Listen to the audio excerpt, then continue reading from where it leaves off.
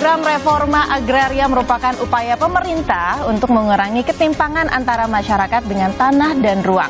Dengan menata kembali penguasaan, kepemilikan, penggunaan, dan juga pemanfaatan tanah yang berkeadilan melalui penataan aset dan disertai dengan penataan akses untuk kemakmuran rakyat Indonesia. Lantas sudah sejauh mana perkembangan pelaksanaan program reforma agraria hingga saat ini dan apa saja manfaat yang telah dirasakan oleh masyarakat? Kita akan bahas selama 30 menit ke depan bersama saya Amanda Haj di Bincang Kita.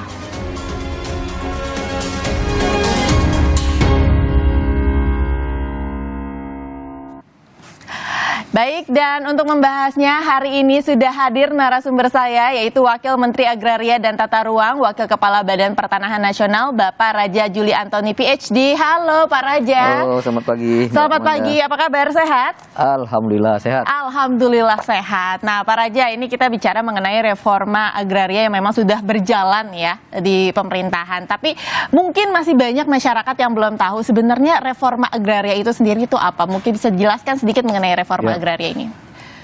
Pertama kita tahu bahwa tanah adalah satu aset ya yang sangat berharga bagi masyarakat. Dan faktanya bahwa ada kesenjangan kepemilikan. Ada yang punya ratusan ribuan hektar, tapi ada masyarakat yang tidak memiliki tanah sama sekali. Sebenarnya kalau proses kepemilikan HGU misalkan adalah baik ya, secara formal, legal dijalankan, tidak ada masalah. Tapi dalam faktanya banyak pengusaha maksud saya, yang memiliki HGU sangat luas, ratusan ribuan hektar, tapi tidak pernah dikelola dengan baik, sehingga masyarakat menempati tanah-tanah tersebut dan tidak tidak main-main. Mereka sudah menempati lokasi tanah tersebut 20, 30 bahkan ada 60 tahun. Nah disitulah terjadi apa yang disebut sebagai konflik agraria ya. Jadi ada satu objek tanah, tetapi kemudian subjeknya ada 2 atau 3 gitu. Antara tadi ada perusahaan, ada masyarakat, ada kelompok petani yang saling mengklaim tanah itu milik mereka. Nah disitulah letak hadirnya pemerintahan Pak Jokowi ya, memastikan bahwa ada kepastian hukum ya, siapa sebenarnya yang memiliki tanah tersebut. Tetapi ketika pengusahanya tidak pernah mengelola tanah dengan baik ya, dan kemudian justru sudah dimanfaatkan sebagai lahan pertanian, bahkan ada rumah, ada sekolah bahkan gitu. Nah ini kan gimana nih gitu loh. Nah itulah yang kemudian Pak Jokowi mengatakan bandul keberpihakan kita harus kepada rakyat ya, di mana rakyat yang memang sudah menempati tanah, sebidang tanah dalam kurun waktu yang lama, kenapa tidak diberikan aja pada rakyat? Karena itu bisa dipergunakan untuk pertanian yang produktif ya, kita legalisasi ya asetnya supaya rakyat dengan tenang bisa lebih produktif dalam melaksanakan pertanian. Betul, jadi artinya jauh lebih bermanfaat untuk rakyat dibanding mubazir ya kalau tidak dikelola dengan baik gitu ya Pak Raja ya. Oke, tapi kalau untuk program agraria ini sudah sejauh mana sih perkembangannya? Ya ada target 9 juta hektar ya, 9 juta hektar. Nah kita bagi menjadi 2, ada legalisasi aset 4,5 juta dan 4,5 juta lagi adalah program redistribusi tanah. Nah untuk yang pertama sudah terlegalisasi ya dan disertifikasi sekitar 17,5 juta bidang atau setara dengan 4,1 juta bidang. Nah untuk yang redistribusi tanah ya sampai saat ini sudah terredis sekitar 2,5 juta bidang ya, atau sekitar 1,6 juta sertifikat kepada rakyat ya. Wow, 1,6 juta? 1,6 juta sertifikat. Wow, lumayan banyak sekali sebenarnya ya yang berhasil digalakan dalam reforma agraria ini. Nah yang menarik gini, ini kan programnya masih terus berjalan. Kenapa program reforma agraria ini terus digalakan di pemerintah? Ya seperti saya katakan tadi, Pak Jokowi ini kan selalu memerintahkan kepada menterinya agar bandul kebijakan pembangunan itu kepada rakyat ya. Nah program reforma agraria ini selain tadi ya memberikan kepastian hukum ya, jelas siapa pemiliknya, siapa yang memanfaatkan ya, itu paling penting ya. tapi juga aksesnya gitu. Jadi kemudian rakyat diberikan modal usaha yang baik ya, sehingga ini terkait dengan kesejahteraan masyarakat ya, pengentasan kemiskinan. Dari awalnya tidak punya tanah diberikan tanah, dari tidak ada kepastian hukum ya, dengan tidak ada ketenangan dalam bertani, tapi kemudian mereka memiliki kepastian hukum ya, tentu akan lebih produktif dan ini pasti mempengaruhi kesejahteraan masyarakat. Oke, ini pastinya mempengaruhi kesejahteraan masyarakat. Nah, kalau gitu saya ingin bertanya mengenai komitmennya nih Pak Raja nih. Komitmen pemerintah pusat dalam mengimplementasikan reforma agraria ini sudah sejauh apa atau sejauh mana? Ya, Pak Hadi Cahyanto ya, Pak Menteri itu memiliki komitmen yang sama lah dengan Pak Jokowi, dan beliau seperti yang dikatakan Pak Jokowi terakhir di istana, beliau mengatakan bahwa ini jangan main-main, ini mantan Panglima TNI. Artinya kalau ada orang yang mengganggu program ini di lapangan, ya ada mafia tanah, ya ini akan berhadapan dengan seorang yang tegas seperti Pak Hadi Cahyanto, dan itu terbukti lah 4 bulan terakhir ini ada sentimen yang baik ya terhadap Kementerian Agraria di bawah kepemimpinan Pak Hadi Cahyanto untuk terus melaksanakan program-program kerakyatan yang memang menjadi visi misi Pak Jokowi. Oke, itu dia ya, sangat komit istilahnya ya Pak Raja. Nah, tapi kalau kita lihat ini kan reforma agraria tidak bisa hanya dilakukan oleh satu institusi saja gitu. Harus ada kolaborasi antar lembaga, antar instansi terkait gitu ya. Nah, bagaimana dengan peran dari pemerintah daerah atau mungkin kementerian yang lain Pak terkait dengan suksesnya pelaksanaan reforma agraria ini? Persis Mbak Amanda, ini adalah program gotong royong ya, ini adalah program yang harus menggandeng semua pihak ya, bersolidaritas untuk mensukseskan program ini. Misalkan Kementerian BUMN ya, faktanya bahwa tanah-tanah yang sekarang bersengketa itu adalah tanah-tanah PTPN.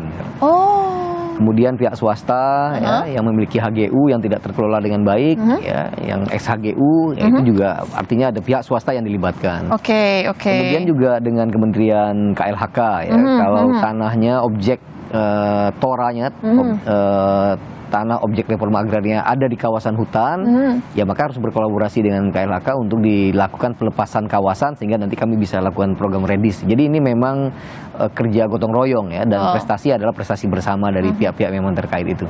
Dan untuk pemerintah daerahnya sendiri? Ya, nah, dalam mensukseskan program itu kita membuat namanya GTRA, Gugus Tugas Reforma Agraria ya. Di pusat ya, ada kementerian, tidak hanya kami, semua kementerian terlibat yang terkait ya. Kemudian di provinsi juga ada GTRA. Ketua GTRA-nya adalah Bapak Gubernur ya. Sekarang sudah terbentuk di 33 provinsi. 33 provinsi. Minus 1 di Kalimantan Utara. Kemudian ada di 114 kabupaten kota. GTRA yang ketuanya adalah bupati dan wali kota. Jadi ketuanya masing-masing pimpinan daerah tersebut begitu ya, Pak Raja. Nah, ini menarik, tapi saya penasaran ada satu perbedaan antara reforma agraria dan juga PTSL. Mungkin Pak Raja di sini bisa menjelaskan, kan ada PTSL juga ya? Ya, sebenarnya secara keseluruhan program ATR BPN ini bisa kita sebut sebagai program reforma agraria. Sekali lagi adalah sebuah upaya untuk melakukan penataan ulang ya, hubungan antara masyarakat dengan tanah dan dengan ruang. Ya. Nah, di dalam program reforma agraria itu ada PTSL ya, pendaftaran tanah sistematis lengkap, dan kemudian ada program redistribusi tanah. Gitu. Nah, untuk PTSL ini luar biasa capaiannya ya, karena dari apa yang kita sampaikan ke Presiden kemarin, udah sekitar 114 juta sudah terdaftar ya. Sekitar 114 juta, 80 jutanya sudah menjadi SHAT atau menjadi hak milik ya. Nah, kemudian sisanya itu PBT ya, bidang tanah ya. Jadi sudah ada pemetaan bidang tanah ya. Jadi sudah hampir 80% berhasil begitu ya Pak Raja. Baik Pak Raja, ini masih banyak pertanyaan yang ingin saya tanyakan, tapi kita harus jeda dulu sejenak ya. Usai jeda saudara, jadi tetaplah di Bincang Kita.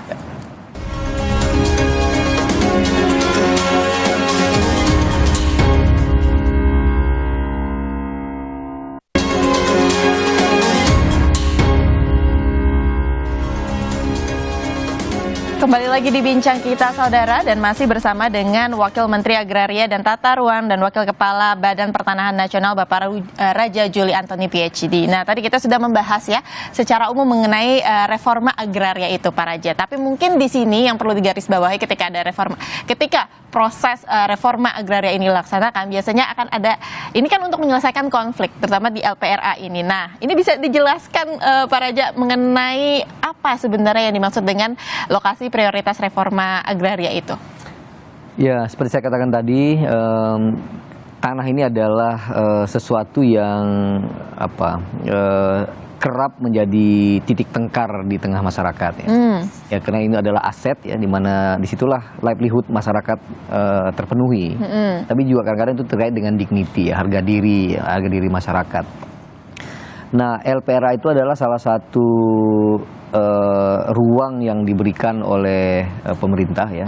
Jadi LPRA itu lokasi prioritas reforma agraria, di mana kami percaya proses pembangunan ini, terutama penyelesaian konflik-konflik agraria ini hanya bisa dilakukan apabila tadi ada gotong royong. Ada gotong royong. Baik di antara kementerian dan kelembagaan, ya, tapi juga dengan CSO, Civil Society Organization. Kan kita punya KPA, punya Gema PS, punya banyak syarikat tani, ya, yang memang memiliki fokus kerja di advokasi kasus-kasus konflik agraria. Oke. Nah, kami sekali lagi terbuka ya kepada masukan dan kerjasama dengan CSO, dan oleh karena itu LPRA itu salah satunya adalah komunikasi, bentuk komunikasi antara pemerintah dengan civil society organization, di mana teridentifikasi ada 72 masukan dari mereka ya, yang kira-kira ini bisa menjadi segera mungkin diredistribusi ya tanah. Dari 72 itu kami identifikasi 35 yang doable, yang mungkin dilaksanakan. Karena yang lain ini masih perlu, bisa tapi masih perlu pekerjaan tambahan untuk mengidentifikasi lahan, koordinatnya di mana. Ada 32. Nah, kemudian dari sekitar 35 itu kemudian kita buat prioritas 1, prioritas 2, prioritas 3 gitu. Supaya kita fokus menyelesaikan kasus-kasus itu. Nah, dari 35 itu 17 kasus sudah terselesaikan ya. Nah, salah satunya Mbak Amanda yang kemarin diserahkan sertifikatnya oleh Pak Jokowi di Istana Merdeka. Itu ada konflik yang sudah terjadi 35 tahun, 36 tahun ya. Dulu ada pembangunan ya, ada perkebunan yang menggusur masyarakat lokal, namanya suku anak dalam ya. Disebut suku anak dalam 113 karena dulu kabarnya ada 113 kakak ya. 113 kakak. Nah, kemudian bayangkan udah 35 tahun mereka tidak punya kepastian hukum, mereka tergusur dari tanah nenek moyang mereka ya. Pak Jokowi ketika melantik Pak Hadi Cahyanto memesankan secara khusus agar menyelesaikan konflik serupa terutama suku anak dalam ya. Alhamdulillah ya, Pak Hadi datang ke Jambi ya, bertemu berdialog dengan gubernur ya, dengan DPRD, bertemu dengan pihak swasta yang memiliki HGU. Alhamdulillah akhirnya konflik selama 35 tahun itu akhirnya bisa selesai dengan meredis ya, tanah diberikan kepada 774 kakak dari suku anak dalam, dan sertifikatnya sertifikat komunal. Artinya sertifikatnya itu tidak dibagikan individual ke 774 orang ya, tetapi satu sertifikat dimiliki oleh semua dengan list nama yang ada di sana. Nah, itu penting Mbak Amanda karena ada beberapa kejadian ketika terjadi program redistribusi tanah yang bersifat individual, kemudian baru berjalan miliki berapa lama udah dijual. Meskipun sebenarnya di sertifikat disebutkan tidak boleh diperjualbelikan atau dialihkan haknya selama 10 tahun, tapi tetap terjadi ada di bawah tangan, jadi dimiliki kembali oleh orang-orang yang memang punya kepentingan lain. Akhirnya tujuan redistribusi tanah yaitu adalah keadilan kepemilikan pertanahan juga tidak terwujud. Nah, oleh itu salah satu strategi yang kami lakukan sekarang adalah sertifikat komunal. Jadi satu masyarakat, petani atau suku gitu ya, hak ulayat dijadikan satu sertifikat, sehingga lebih sulit untuk menjualnya ya, karena harus ada negosiasi internal di antara mereka. Harus ada ini ya, persetujuan dari semua yang ada namanya di termasuk sertifikat keuntungannya adalah ketika ada program akses ya, ketika ada pemberdayaan ya, mereka juga harus membuat macam koperasi ya, lembaga usaha tertentu yang tujuannya adalah mensejahterakan masyarakat yang memang mendapatkan hak-hak tanahnya tersebut ya. Nah, kalau persyaratan dari retribusi ini sendiri apa sih, Pak? Ya, yang paling penting seperti tadi. Jadi kalau memang ada persoalan pertanahan di satu tempat ya, apa itu HGU ya, milik pemerintah atau swasta atau kawasan hutan, maka nanti akan ada joint survey antara pihak-pihak terkait ya, dari Menteri Kementerian BPN dengan PTPN atau dengan KLHK ya, dengan pemerintah daerah juga untuk mensurvei bener nggak bahwa mereka adalah petani yang memang sudah lama tinggal di sana, sudah hidup di sana, sudah bertani di sana, punya rumah, punya masjid, punya gereja, ya, sehingga mereka memang layak kita katakan bahwa mereka sudah native di sana, dan oleh karena itu berhak untuk mendapatkan tanah gitu. Itu dilakukan joint survei secara bersama-sama. Nah tapi ya itu tadi ya, gini memang persoalan tanah ini kompleks. Terkadang juga sekarang ada sebuah kondisi di mana masyarakat sudah mengetahui di mana HGU yang segera berakhir ya haknya, kemudian ya ada mobilisasi masyarakat juga untuk menempati HGU itu gitu. Nah supaya nanti mereka juga mengklaim bahwa tanah itu bisa diredis seperti program-program lain. Nah disitulah kerjasama antara kementerian termasuk dengan civil society organization menjadi penting untuk mengidentifikasi gitu.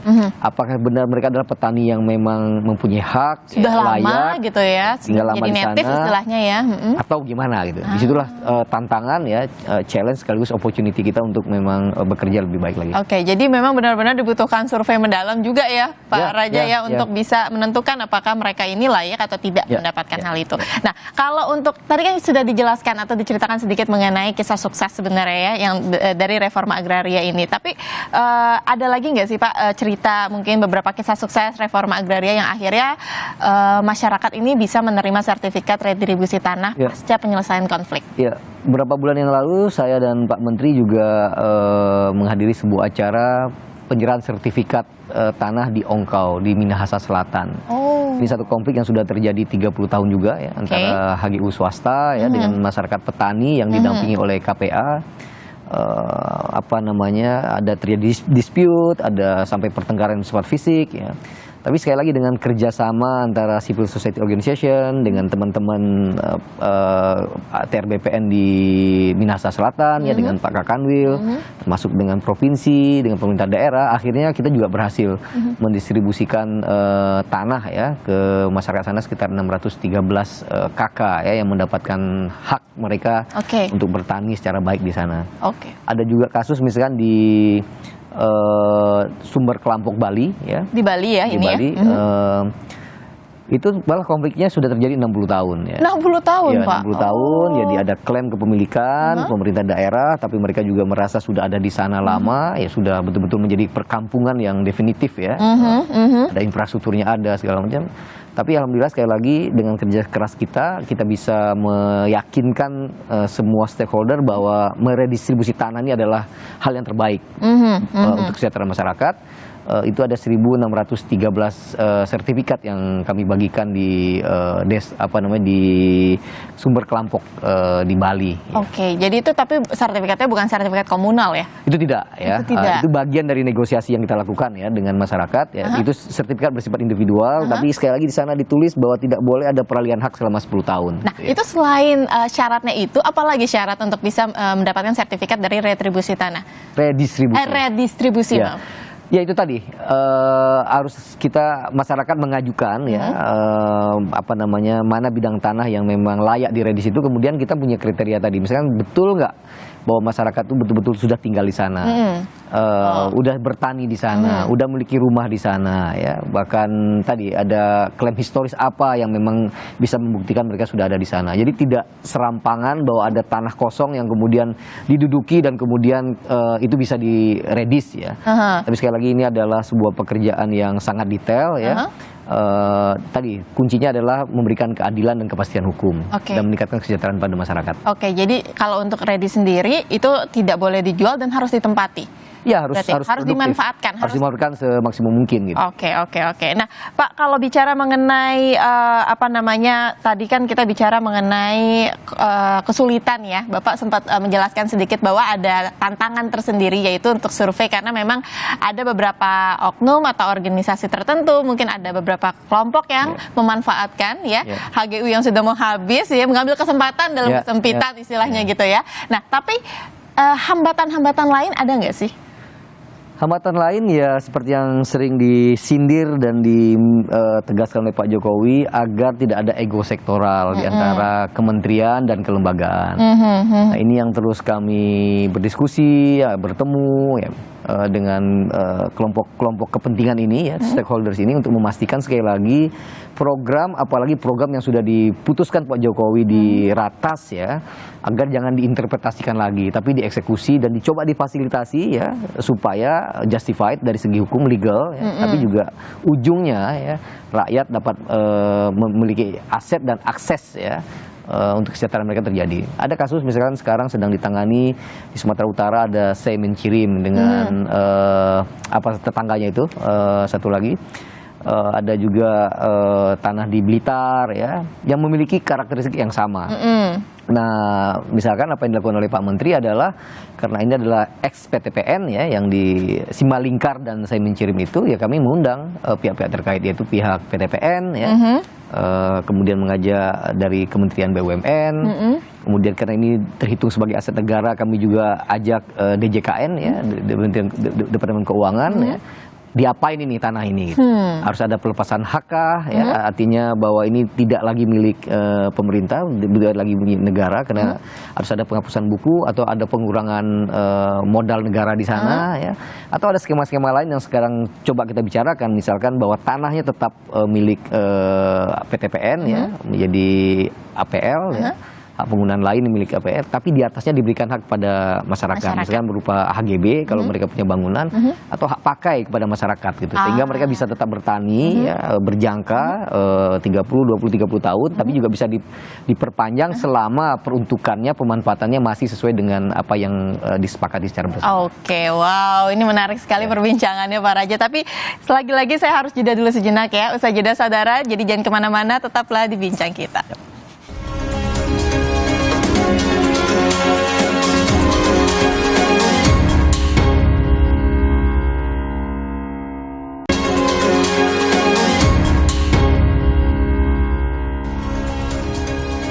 Kembali lagi di Bincang Kita dan masih ditemani Wakil Menteri Agraria dan Tata Ruang Wakil Kepala Badan Pertanahan Nasional Bapak Raja Juli Antoni. Ini Pak, ini seru banget sebenarnya perbincangan kita, tapi bisa dijelaskan lagi mungkin sejauh mana sebenarnya progres atau program strategi nasional tentang reforma agraria ini sudah dapat dirasakan manfaatnya oleh masyarakat?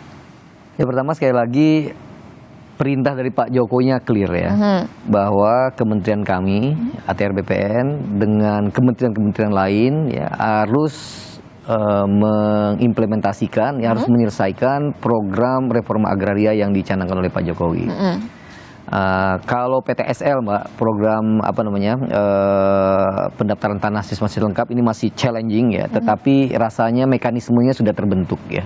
Sehingga tadi luar biasa memang, dulu itu hanya sekitar 500.000 sertifikat per tahun yang bisa dilakukan ya.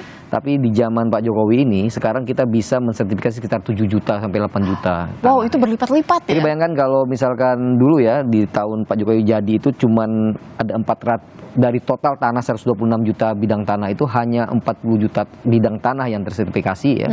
Itu artinya kalau setahunnya hanya 500 yang bisa disertifikasi, kalau Mbak mau mensertifikasi tanah Mbak ya berarti masih menunggu sekitar 160 tahun lagi. Nah, ini diakselerasi oleh Pak Jokowi sehingga tadi prosesnya udah luar biasa ya. Ini masih challenging ya. Tapi bagi saya secara pribadi program reforma agraria ini lebih challenging, lebih menantang ya. Karena pertama situasinya tidak landai ya, beda dengan PTSL ya. Ini benar-benar ada namanya konflik agraria, ada satu objek tetapi ada beberapa orang yang mengklaim bahwa mereka lah yang memiliki hak. Ya. Nah, ini juga terkait dengan kesejahteraan masyarakat ya. Dan pengalaman pribadi saya kemarin di istana bertemu dengan 2 perwakilan SAD ya, mereka bersalaman dengan Pak Menteri ya, mereka menangis ya. Bayangkan konflik yang telah terjadi 36 tahun tetapi di atas perintah Pak Jokowi dan dilaksanakan dengan baik oleh Pak Hadi Cahyanto, konflik ini bisa selesai gitu. Bahkan mereka ingat waktu Pak Menteri datang ke lokasi, mereka bilang, Pak kalau tanah ini selesai kami nanti traktir Bapak makan ikan baung gitu. Ya, sesederhana itu dan rakyat masih ingat itu, Pak kami masih punya utang ke Bapak. Ya. Jadi benar-benar terasa. Masih terasa dan mereka masih meminta Bapak datang ke sana untuk menikmati ikan baung yang mereka akan siapkan ya. Sederhana sekali gitu, tapi sangat bermanfaat ya, sangat menyentuh kepada masyarakat. Nah itu dia. Nah singkat saja sekarang terakhir nih Pak Raja, mungkin harapan ke depan terkait dengan program reforma agraria ini kepada masyarakat. Ya, saya secara pribadi dan juga mengimbau kepada seluruh staf Kementerian Agraria ya, untuk benar-benar kita bekerja secara profesional dan dari hati nurani yang baik, bahwa pekerjaan kita ini hanya bukan soal teknis ukur tanah ya, kemudian membagi sertifikat, tapi apa yang kita lakukan ini adalah membangun kesejahteraan masyarakat secara bersama ya, membangun keadilan, membangun harapan terhadap Indonesia kita yang memang menawarkan keadilan gitu, dan kesejahteraan bagi rakyat. Jadi ada sentuhan humanis di dalamnya begitu ya, Pak ya. Baik, kalau gitu terima kasih sekali lagi Pak Raja Juli Antoni sudah hadir di bincang kita hari ini, dan saudara terima kasih Anda telah menyaksikan bincang kita. Semoga reforma agraria ini diharapkan dapat menghilangkan ketimpangan antara masyarakat dengan tanah dan ruang, sehingga sumber daya agraria ini dapat terdistribusikan dan termanfaatkan dengan baik, berkeadilan dan berkelanjutan. Kalau gitu saya Amanda Haj pamit undur diri, dan jangan lupa untuk tetap patuhi protokol kesehatan. Sampai jumpa.